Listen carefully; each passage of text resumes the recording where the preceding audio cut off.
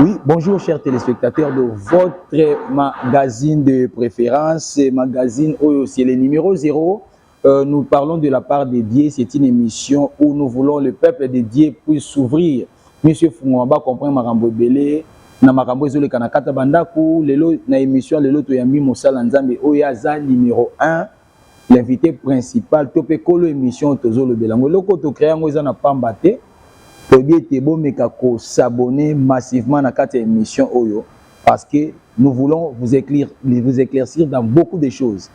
Yango moni to sali émission Oyo, homme de Dieu pour expliquer bino à long et large pourquoi est-ce que l'émission est créée. Na ba sujet ni to bandolo belango à chaque fois à chaque numéro to bandolo ba makambo sika. Yango na FCO so za sama mtsuzu tika nano.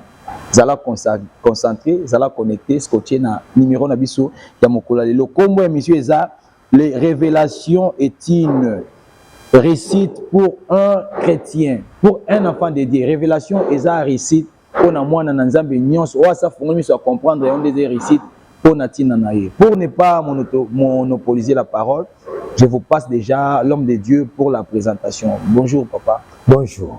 Le loto bengi na émission na biso, je pense que l'émission yo nous a initiateur nango ça on n'a pas mbatté. Je pense que Dieu vous avait parlé dans une décision au sein loko yo. Vous avez beaucoup plus insisté.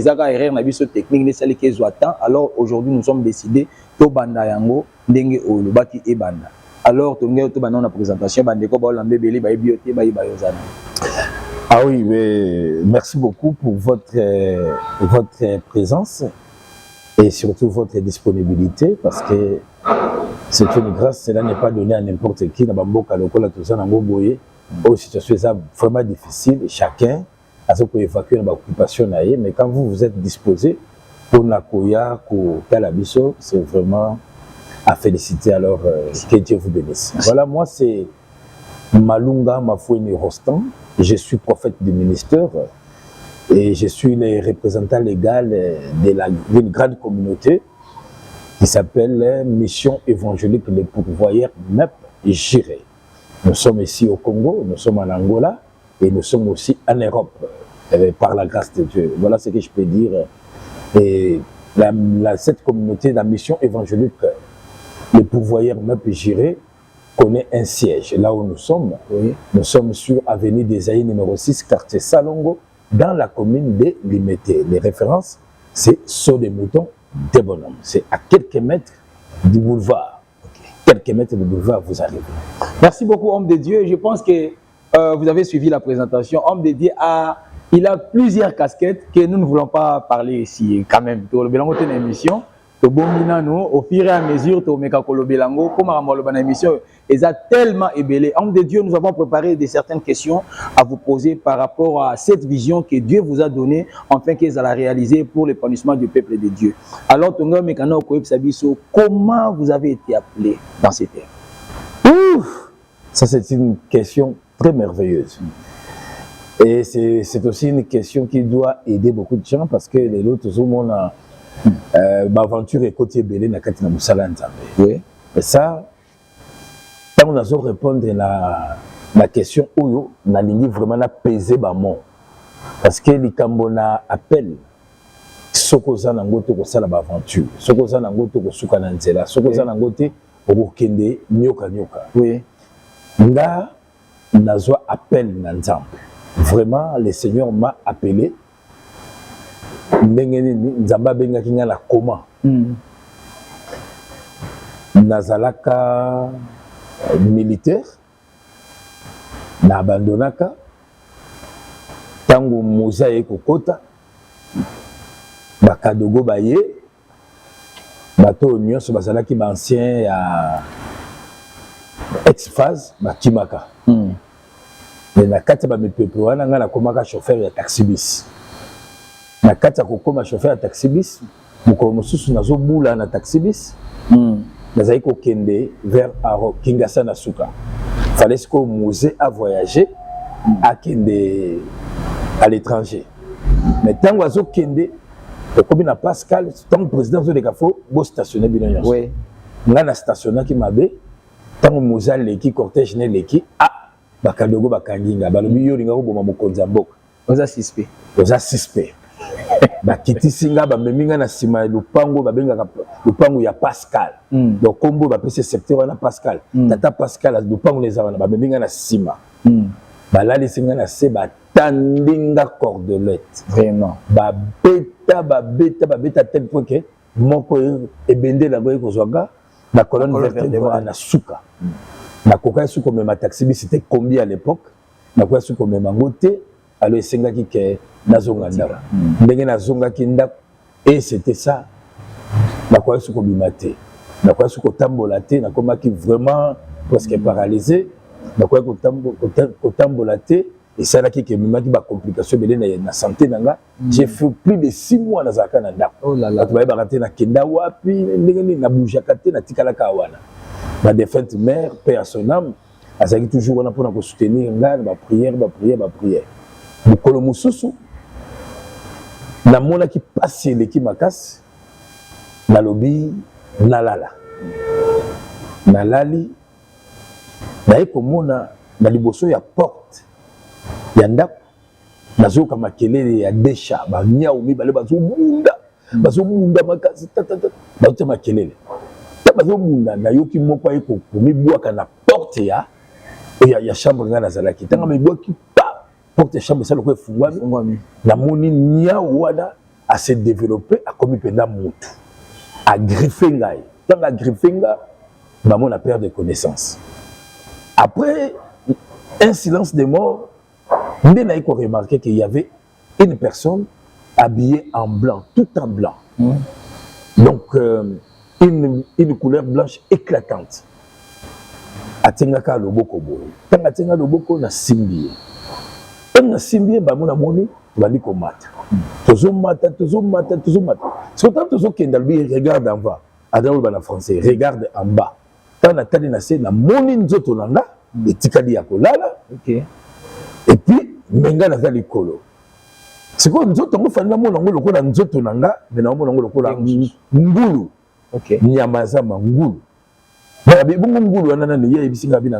c'est ton corps, c'est toi. Ah, na yoka kiango somo na bibo. Tikala kende. Toke. Comme à un certain niveau, silence. Mais nazo yoka sikoyo, na moni enclos moko, clôture moko ya moulayi, nazo mona hauteur na ngote place suka, nazo mona pe l'argent na ngote place suka, donc côté suka yebanité, côté non, on comprend. Mais la 4, il y avait de très belles chansons avec de très belles mélodies et zoyemba. Dans la binani na kota, na kene yoka musique wana, na kene oyemba. Même si na binanga non, ton temps n'est pas encore arrivé, mais na ko aider yo au mona kaka, mais moi côté ça te. Tangwa simbi clôture wana, na mon lokola moi fenêtre moko fungwami. Avec kota motu, tant la kota motu, na mon lokola bazana même taille, bazana même âge. Dans la même couleur, toujours la même couleur, oyo mutuana salaki nango blanche. Alors, bayibisinga natali bango bango ba pesa ki mukongo bazo yemba. Nzembo wana tisiko na simba kango. Et c'est ce qui fait que aujourd'hui, soki nzembo wana ezobeta, on ressentit pendant que nguya molo mo sente sali. Bazo yemba ka olobini kumama ye. Kolo Yesue kumama. Donc une très belle mélodie. La tikali na zoyoka bazo yemba nzembo bazo yemba. À un moment donné, na moni aya betinga na lipekali nanga, le temps est arrivé, il faut zonga. Ngabina zonga, abidon faut zonga kuna. Ngabino je vais rester ici. Na zonga tabi non faut zonga ngabité na tikala awa. Abidon faut zonga parce que bazana a besoin na yo. OK. Natali na moni ngulu ebele na se. Na bangulu wana nani albité bangulu wana nazo tinda yo po okende osala makasi okomisa bango batu ndenge yo za siko mana bi me bangulu na basala bakolo na bango soki na komi kuna batuninga bokolo na bango batuninga inana tindi osimba bango okolo bani ayebisinga binanga. Si on te pose la question parce qu'il parlait en français, si on te demande, dites-leur seulement c'est Jéhovah Jiré qui m'envoie. Okay. Voilà pourquoi Église Oyo est bien comme la combo ya mission évangélique des pourvoyeurs, c'est-à-dire la mission il y a quoi évangéliser qu'il y a un Dieu qui pourvoit aux maisons qui s'appelle Jéhovah Jiré. Aïe ko pesanga classeur. classeur wana ezalaki rempli na bafeuille ebele na kati ya bafeuille wana ezalaki na bakombo ya bato abi bakombo ya bato gérer bango kino mokolo nga na kosoka. En tout cas ezalaki vraiment volume yango monaka église gérée ezala toujours kana bato to évangéliser te to salaka publicité makasi te mais les gens viennent. Pourquoi? Parce qu'on m'a remis une liste ya bato après asimbinga na loboko atikinga na kita mais tant azotikanga na kita à remettre la Bible moko ya rouge, couverture ya rouge bakoma les semeurs. Atikinga na monde ko nazokoya na okoya. Tant on a comme na se na sutuki na moni ki naza entouré na minganga bazoko réanimer ngai. Nazo mona bango na musika makanise na mete na faniti na lali. Après na moni défunte mère à côté. Tant à côté ndokande naza ko se retrouver dans un hôpital na yebakité. Après, nous avons quand cette défunte mère Yewana, nous avons déjà Koko Moko à l'attaquer la mère.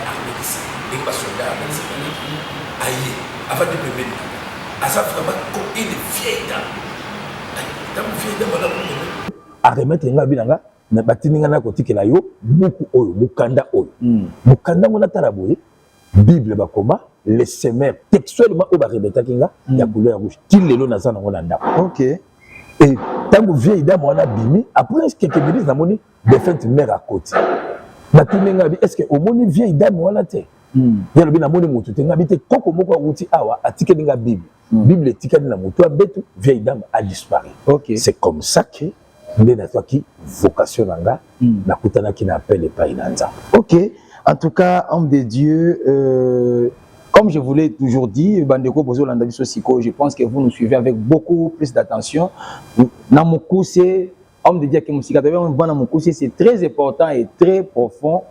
Yo sa musala nzambe lelo, comment vous avez été appelé?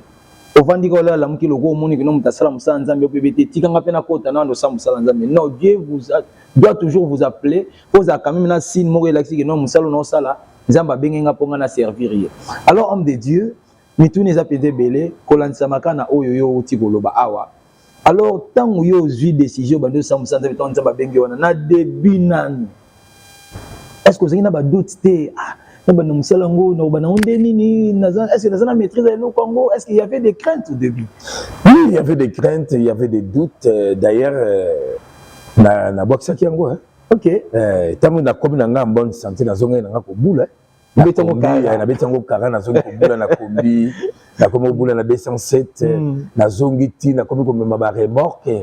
Ça là na transcordi na zo ça la publicité te awa. Mais na sali na ogaman, na sali na memi penda ba engin belé. Nazonga na ko bula ndé ko koma ketante ko koma na 1999 non na 1998 mais na mandi ko sentir appel de bandi ko matana kati na ga et na sauté moi musika parce que tango makambwane uti ko leka après tant na ko se ressaisir ndé nazonga ki na koma ko sambela na église Maranatha où ils a dirigé par un révérend pasteur Raoul Abraham Matadi qui est mon père spirituel. Alors n'avoue qu'il n'est pas mais nazala qui kaka fidèle simple nazo boula nazo travailler nazo la transport nazo vivre vie normalement des bateaux va vivre ka na beta makambanza mbekara. Mais qu'est-ce qui s'est passé? Na comment qu'on remarqué ce qui n'a lobby likambo na nenga baje mais likambo na fait ça ekokisama nazo se rappeler de konanga utaki Luanda na Angola yakine abala ki mwasi naye tanga bali mwasi ne bavanda ki mwata awa mwasi na komaki na zeme mama Rose na pesi mbote place azali azali ko vanda na banda de biso na nji.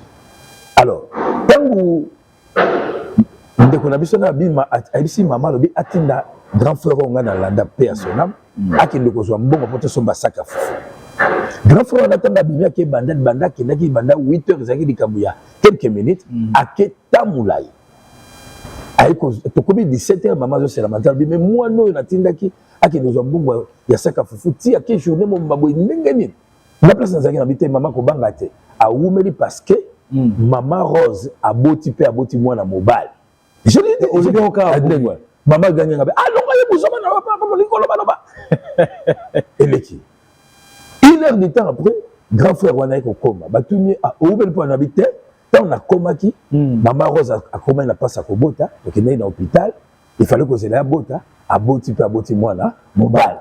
Donc, là on a habité ma camarade Outa qui wapi, et c'était comme ça. Des bablons dans ma nez. Oh, déjà na carte l'eau quoi. Qu'est-ce qui se passe? Vraiment. Dans ce monde on a ma camarade voilà. Et finalement, pour tout gagner temps, na poussé tant que comme en 98, il m'a dit qu'on sentit vraiment à peine et comme qu'on dérangeait là. On a abandonné c'est comme à Kambouya. Il y a transport, on a comme ça occasionnellement, on a comme qu'on met ça beaucoup plus dans ma camarade. Alors, on a ça qui équipe Nanga, na yeba kale susu, et ça qui composé na 4 personnes plus ngamo 5. Et ça qui na Ndekomoko Toussaint, Toussamba, tout ça qui na Gisha, tout ça qui na Mireille, et puis tout ça qui na Rosta Omo Nangai. Nanga moko et ça qui lokola 5 personnes. Donc comment il faut que nous sambe na banda. Pour ça la veiller na banda ko batuna quartier 8 ba yeba ka biso.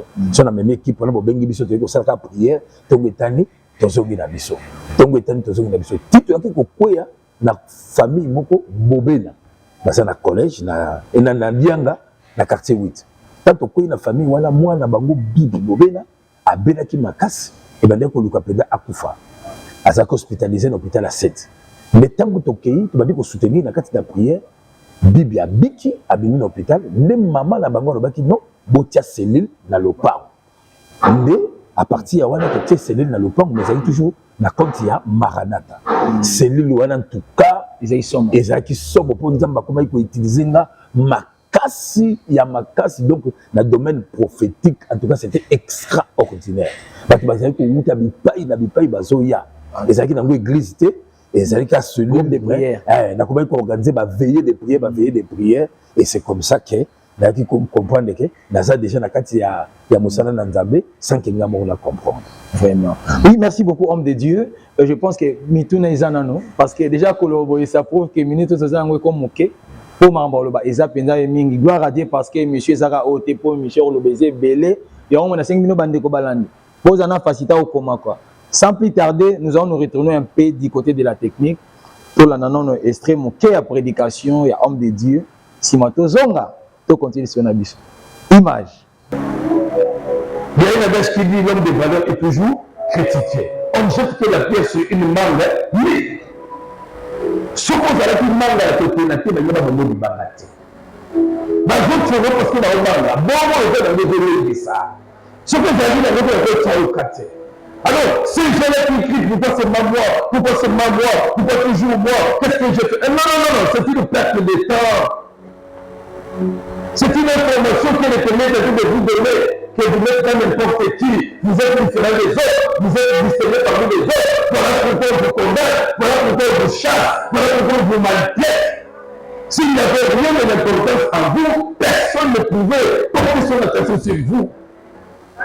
Mais pourquoi t'as gagné à la Saramé d'abord? À mon nom, la gagné d'ailleurs. Il y a un certain coca. Ma père n'a pas fait à vous, mais vous ne savez pas.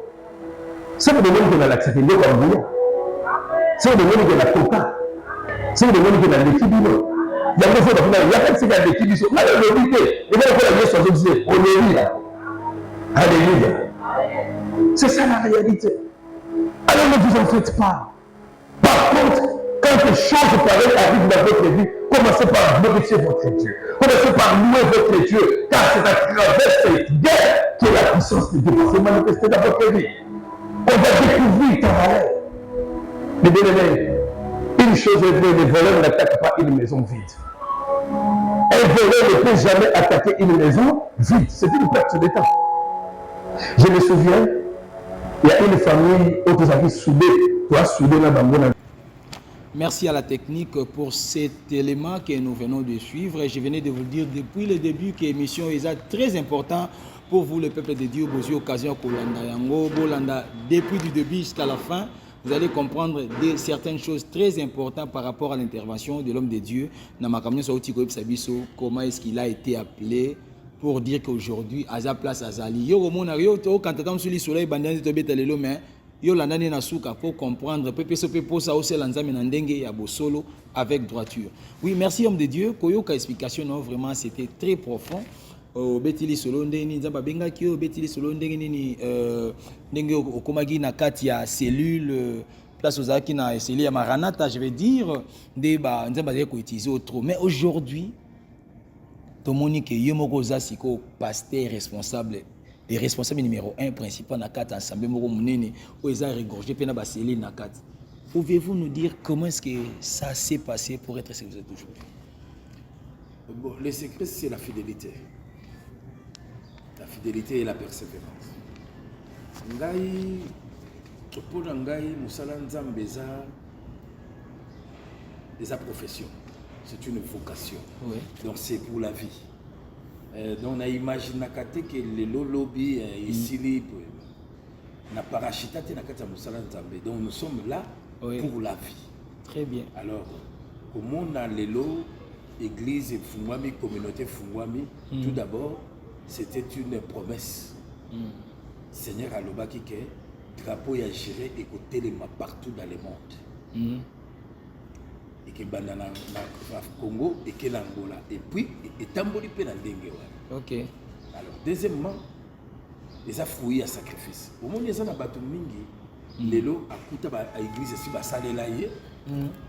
Il y a dans une relève, abandi ko sala. Soyez beaucoup tapé ma cambosi ba bombisa, à nous ka relève ko sala. Mais biso to bandi ko bunda biso moko.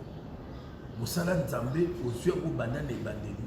Ozo kele na ngo tina suka. Ozo kemba, ozo mona ba réalité et belé mais ma casse na biso zakala na kati ya mosala. En dehors il y a prière et loko mosusu to sala ezate. Ma bondeli na mema limbomba mobimba na komisa bango ba intercesseur. Donc ezaloza fidèle c'est ezaloza mokambi ezaloza nani biso nyonso toza avant tout ba intercesseur. Na nzela ma bondeli ndezo sala ki mosala Nzambe efungwa mapeke de liboso. Ya mibale c'est la fidélité. Au monde Nzambe azoko utiliser bateau bazali disponible. Lorsque un homme manifeste sa disponibilité vis-à-vis à Moussala Nzambe, vouloir ou pas Nzamba au Salaka. Et troisième élément, l'ongonia, honneur n'est pas maman à Botinga. Quand ça qui est vivant, ça s'est rappelé, il n'a pas prophète. Moussala aux autres, les Moussala Ngani Nzambe, au bébé ça à côté. Et l'autre, que Moussala, on a aussi déjà Moussala Nzambe. Et dans Salakango, à la mesure du possible, les Nzamba sont même. Na lukakate akimamba na ça rappelle en retard mais na mitika Nzamba conduit ndenge ya lingi. Je ne force rien, je ne réclame rien, mais je ne fais que me soumettre à la volonté établie par Dieu. C'est ce qui fait la force de cette grande communauté. Oui, homme de Dieu, je pense que lentement, sûrement, nous commençons déjà à chuter. Comment vous vous sentez aujourd'hui? Les lots tangozo kamba et tonga munene, les lots babingi okepeni banda ozongi oye. Comment vous vous sentez par rapport à Ndenda Benga qui a ndingo zalelo? Je me sens toujours serviteur. Je suis un serviteur et un serviteur est appelé à servir. Oui. Alors, tant que Benganga, attends dans Kamba, na mi monde akate qui n'a patron. Na mi monde akate qui n'a pas likolo batu.